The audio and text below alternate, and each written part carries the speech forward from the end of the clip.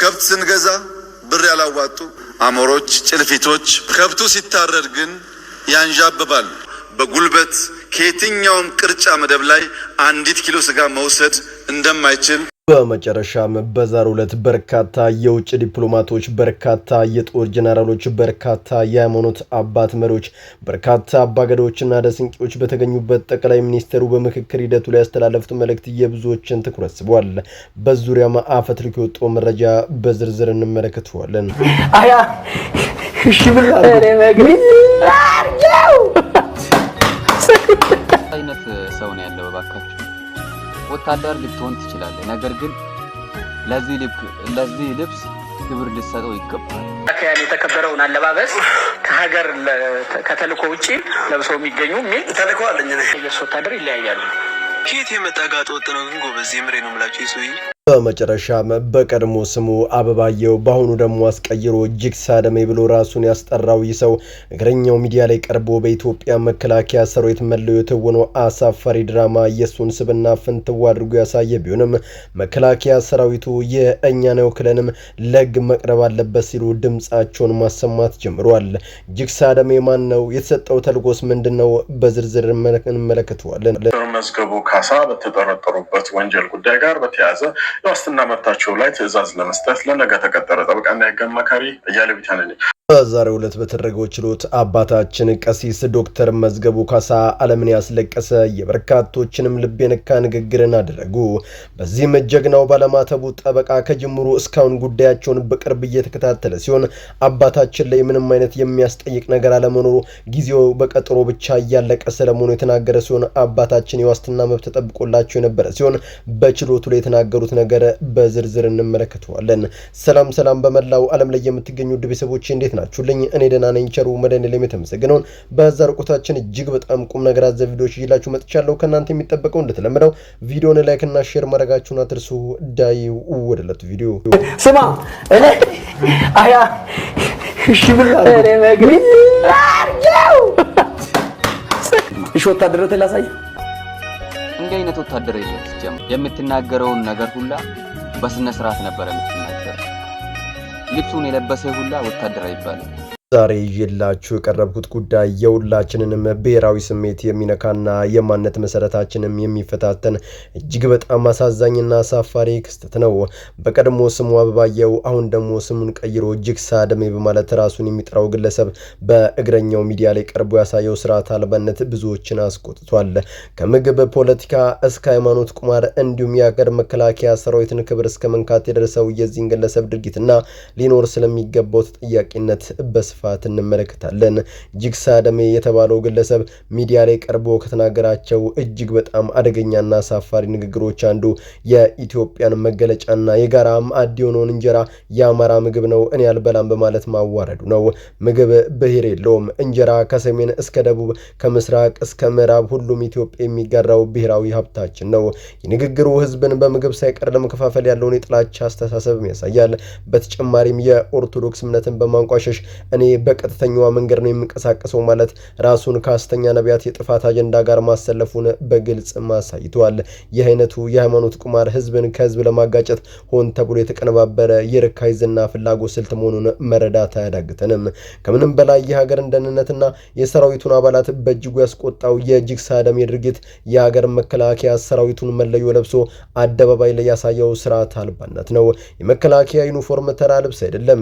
ይህ ልብስ የሀገር ሉዓላዊነት ምልክት ጀግኖች አባቶቻችንና ወንድሞቻችን ደማቸውን ያፈሱበትና አጥንታቸውን የከሰከሱበት የክብር ካባ ነው። ወታደር ሳይሆን ወታደር ነኝ በማለት የመከላከያን ዩኒፎርም ለብሶ በህዝብ ፊት ያልተገባ ድርጊት መፈጸም ሰራዊቱን ማንቋሸሽና የሀገርን ክብር መድፈር እንደሆነ ስንቶቻችሁ ያውቃሉ? ተሞክሮ አንጻር ስናየው ወታደራዊ ዩኒፎርምን ያላግባብ መጠቀም እጅግ በጣም ከባድ ወንጀል ነው። አሜሪካን እንመልከት። በአሜሪካ የተሰረቀ ክብር ስቶለን ቬለር አክት የሚባል ጥብቅ ህግ አለ። ማንኛውም ሲቪል ግለሰብ የጦር ኃይል አባል ሳይሆን ወታደራዊ ዩኒፎርም ለብሶ የውሸት ማዕረግ ተጠቅሞ ቢገኝ ያለምንም ቅድመ ሁኔታ ከባድ እስራትና የገንዘብ ቅጣት ይጠብቋል። እንግሊዝና አብዛኞቹ የአውሮፓ ሀገራት ደግሞ ወታደራዊ ልብስን ለብሶ ህዝብን ማደናገርና የሰራዊቱን ስም የሚያጎድፍ ድርጊት መፈጸም እንደ ብሔራዊ ስጋት ተቆጥሮ ወዲያውኑ እርምጃ ይወሰድበታል። በአፍሪካ ሀገራት እንደ ኬንያና ደቡብ አፍሪካ የጸጥታ ኃይሎች ዩኒፎርም ያለ ፍቃድ መልበስ የሽብርተኝነት ወይም የማጭበርበር ወንጀል ተደርጎ ስለሚወሰድ ከባድ እስራት ያስከትላል። በሀገራችን በኢትዮጵያም ቢሆን የወንጀለኛ መቅጫ ህጋችን ማንም ሰው ስልጣን ወይም መብት ሳይኖረው የጸጥታ አካላትን የደንብ ልብስ መልበስ አጥብቆ ይከለክላል። ዲሞክራሲና ሀሳብን በነጻነት መግለጽ ማለት የሀገርን ተቋም ማወረድና ህዝብን መከፋፈልና የሐሰት የመንግስት የጸጥታ አካል መስሎ መቅረብ አይደለም። ስለሆነም የመከላከያ ሚኒስቴርና የፌዴራል ፖሊስ የሰራዊቱን ክብር የደፈረው እና ህዝብን በማደናገር ላይ ባለው በዚህ ግለሰብ ላይ ፈጣንና አስተማሪ የሆነ ህጋዊ እርምጃ ሊወስዱ ይገባል። ሚዲያዎችም የሀገርን አንድነት ለሚንድና ተቋማትን ለሚያዋርድ ማንኛውም አካል መድረክ ከመስጠት ሊቆጠቡ ይገባል። የሀገርን ክብርና የህዝብን አንድነት በግለሰቦች ርካሽ የዝና ፍላጎት ሊደፈር አይገባም። ይህ ቪዲዮ የሚመለከታቸው አካላት ጋር ደርሶ አፋጣኝ እርምጃ እንዲወሰድ ሁላችሁም ሼርና ላይክ በማድረግ ለብዙዎች አድርሱልኝ። ከብት ስንገዛ ብር ያላዋጡ አሞሮች፣ ጭልፊቶች ከብቱ ሲታረድ ግን ያንዣብባሉ።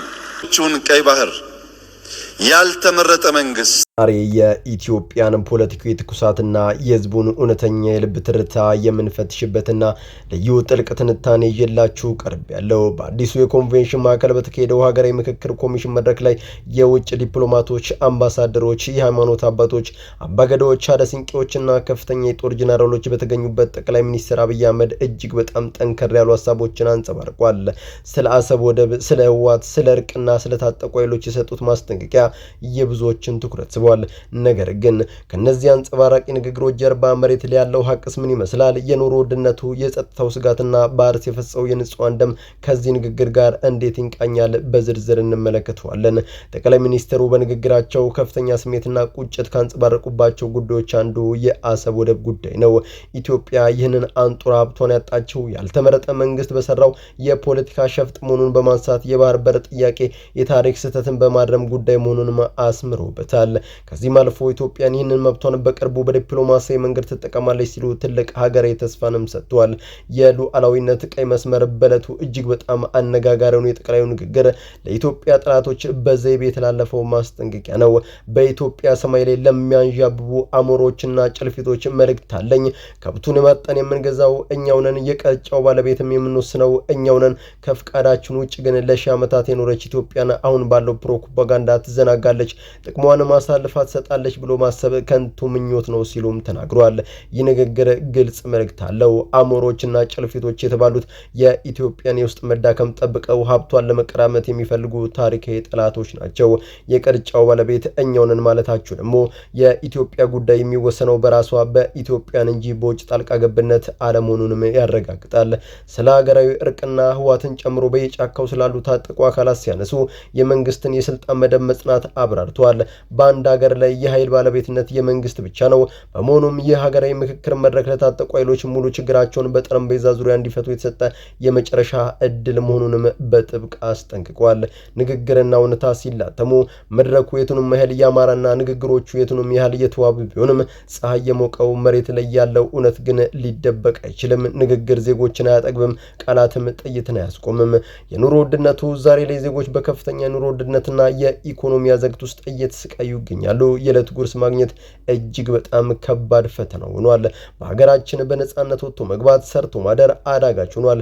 ከሰሞኑ በአርሲና በሌሎችም አካባቢዎች በጠራራ ፀሐይ በግፍ እየተቀጠፉ ያሉ የንጹሃን ዜጎች ህይወት የመንግስትን የሰላም ማስከበር ኃላፊነት ጥያቄ ውስጥም የሚከት ሆኗል። መንግስት ለአሞሮች ስጋ አንሰጥም ሲል በውስጥ ግን የገዛ ዜጎች ህይወት እንደ ቅጠል እየረገፈ መሆኑ ትልቅ ፖለቲካና ሞራላዊ ተቃርኖ ነው። ምንም እንኳን የህዝቡ እንባና ብሶት እጅግ በጣም የበዛ ቢሆንም ይህ ሀገራዊ ምክክር መድረክ ቢረፍድም መደረጉ በራሱ አንድ ትልቅ የተስፋ ጭላንጭል ነው። ኢትዮጵያን ከምንም በላይ ሰላምን አየር በነጻነት መተንፈስን በእጅጉ ጓግቷል፣ ተርቦታልም። የምክክር ኮሚሽኑ ይህንን የህዝብ የሰላም ጮት አዳምጦ ከፖለቲካዊ ሸፍጥ የጸዳ እውነተኛ እርቅና መፍትሄ ይመጣል ብለን ተስፋ እናደርጋለን። መዝገቡ ካሳ በተጠረጠሩበት ወንጀል ጉዳይ ጋር በተያያዘ የዋስትና መብታቸው ላይ ትዕዛዝ ለመስጠት ለነገ ተቀጠረ። ጠበቃና የህግ አማካሪ አያሌው ቢታነኝ የወንጌል አርበኛ የሆኑት ቀሲስ ዶክተር መዝገቡ ካሳ ጋር በተያያዘ በተጠረጠሩበት ወንጀል ላይ ዛሬ በተደረገ ክርክር ዛሬ በችሎት ውሎ ከተሰሙ ዜናዎች ሁሉ የብዙዎችን ልብ የነካው ሀዘንና ጥልቅ መንፈሴ ጽናትን አጣምሮ ያዘው የአባታችን ጉዳይ ነው። በስር ላይ የሚገኙት ቆራጡ ቀሲስ ዶክተር መዝገቡ ካሳ በዛሬው የችሎት ክርክር ላይ ያደረጉት ንግግር ችሎቱን በእንባ ከባጠቡም በላይ ታዳሚውና አዳኞቹን በእጅጉ ያናወጠ ነበር። ይህንን ልብ የሚነካ የችሎት ውሎና ታሪክ ንግግር እንደሚከተለው አቀርብላችኋለሁ። ከጅምሩ አንስቶ የአባታችን ጉዳይ በቅርብ ርቀት ሲከታተል የቆየው ጀግናው ባለማተብ ጠበቃ በዛሬው ችሎት ላይ ጠንካራና ግልጽ መከራከሪያን አቅርበዋል። እንደ ጠበቃው ማብራሪያም ከሆነ በቀሲስ ዶክተር መዝገቡ ካሳ ላይ የቀረበ ምንም አይነት የሚያስጠይቅ ህጋዊ ማስረጃም ሆነ ወንጀል የለም። ይልቁንም ጉዳዩን ሆን ተብሎ ጊዜን በማራዘምና በቀጠሮ ብቻ እንዲጓተት እየተደረገ መሆኑንም ለችሎቱ አስረድቷል። በችሎቱ ላይ ሁሉም የጸጥታና በጉጉት ሲከታተል ቀሲስ ዶክተር መዝገቡ ካሳ በጽናት የተሞላ ነገር ግን ልብን ሰብሮ እንባን የሚያፈልቅ ንግግርን አደረጉ። ቃላቸውም እንዲህ የሚል ነበር። ጌታችን በወንጌል አስቀድሞ ለኛ ለልጆቹ ይህንን ብሎናል። ዓለም እኔን እንደጠላ እናንተንም ይጠላችኋል፣ ያሳድድሟችኋል። ነገር ግን ጽኑ፣ እኔ ከእናንተ ጋር ነኝ ብሏል። ፈጣሪ አሁንም ከኔ ጋር ነው። ጌታችን ኢየሱስ ክርስቶስ ኃጢአትን ሰርቶ በደልን ፈጽሞ አልነበረም የተሰቀለው፣ በቅናትና በሐሰት ክስ ነው። እኔም ዛሬ የታሰርኩት ስለ ወንድምቶቼ ፍትህን መጠየቄ ልክ አይደለም በማለቴ ብቻ ነው በማለት በመቀጠልም ታስሮበት ያለውን ማረሚያ ቤት እንዴት ወደ ሐዋርያዊ አገልግሎት እንደቀየሩ ሲናገሩ እንድታሰር ያደረገኝ አካል ይሁን ያ እስካሁን ያላየሁት ስፍራ ማረሚያ ቤት ግን ለካስ የብዙዎች መዳኛ ኖሯል። አሁን ላይ የወንጌል ቃል የተጠሙ ብዙ ነፍሳትን ወደ ጌታ እየመለስኩ ሐዋርያዊ ተልእኮዬን በዚያም እየተወጣው እገኛለሁ ሲሉ ተናገሩ። የአባታችን ጥልቅ እውነተኛና አሳዛኝ ንግግር ዳኞቹን ሳይቀርብ በእጅጉ ያስደነገጠና በችሎቱ የታደሙትን ሁሉ በእንባ ያራጨ ነበር። ብታሰርም የእግዚአብሔር ቃል ግን እንደማይታሰር በተግባር ያሳዩበት ታላቅ አጋጣሚ ነው። ከዚህ ልብ የሚነካ ንግግርና የጠበቃ መከራከሪያ በኋላ በሰጠው ውሳኔ በዳኞቹ መካከል የሀሳብ ልዩነት ተፈጥሯል። አንደኛው ዳኛ አባታችን ላይ የቀረበ በቂ ማስረጃ ባለመኖሩ የዋስትና መብት ተፈቅዶላቸው ከእስር እንዲለቀቁ ሲወስኑ፣ ሁለቱ ዳኞች ግን በድምፅ ብልጫ ለፖሊስ ተጨማሪ ማጣሪያ የመጨረሻ ቀነ ገደብ በማስቀመጥ ችሎቱ እንዲቋጭ አድርጓል። የቀሲስ ዶክተር መዝገቡ ካሳ የዛሬው ችሎት ውሎ ለሁላችንም ትልቅ ትምህርት ነው። እውነተኛ አገልጋይ በሄደበት ሁሉ ብርሃን ነው። የተዘጋው የማረሚያ ቤት በር የተጠሙ ነፍሳትን ከማደን አላገዳቸውም። አባታችን ፈጣሪ በጽናት ይጠብቅልን፣ የእስራታቸውንም ዘመን አሳጥሮ በሰላም ወደ መንጋው ይመልስልን የመጨረሻው መልእክቴ ነው። በመላው ዓለም ላይ የምትገኙ ውድ ቤተሰቦቼ ለዛሬ እናንተን ያስተምራሉ፣ ይጠቅማሉ፣ መረጃ ምናሉ ብዬ ያሰብኳቸውን ቪዲዮዎች በዚህ መልኩ አቀረብኩላችሁ። በቀጣይ በሌሎች አስተማሪ ቪዲዮዎች እንገናኛለን። ለዚህ ቻናል አዲስ ከሆናችሁ ምን ይጠብቃችሁ ነው? መለስ እያላችሁ ሰብስክራይብ፣ ላይክ፣ ሼር ማድረጋችሁን አትርሱ። ባላችሁበት ሁሉ ክፉ ሳይነካችሁ በሰላም በቸር በጤና ቆዩልኝ። ይመቻችሁ።